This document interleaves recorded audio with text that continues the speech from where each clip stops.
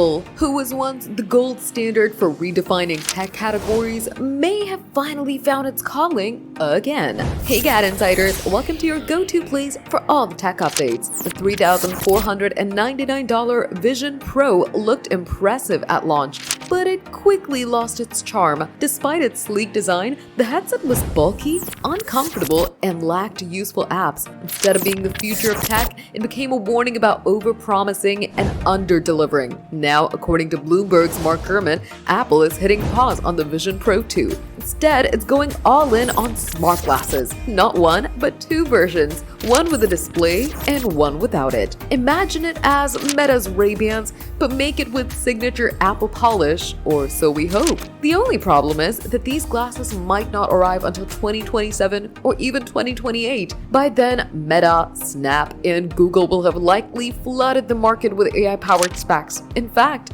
Meta's Ray-Ban smart glasses are already a surprise hit, and Snap's AR specs are rumored to be fully independent devices too. To make things worse, Apple has stumbled with AI once by hyping iPhone 16's intelligence long before it was ready, only to go quiet a year later. If smart glasses are to be Apple's next big leap, AI won't be optional. It's the foundation. Apple might have to lean on ChatGPT again, as it did with Siri. But if rivals are building AI from the ground up, can Apple really catch up? It's a bold step, and if Apple nails it, the payoff could be huge. But after the Vision Pro misfire and delayed AI rollouts, it's fair to ask if Apple is swinging big or swinging blindly. Do you think Apple's AI glasses are the next big thing? Comment down below, hit that like button, and subscribe to GadInsider. Don't forget to press the bell icon so you never miss any tech update.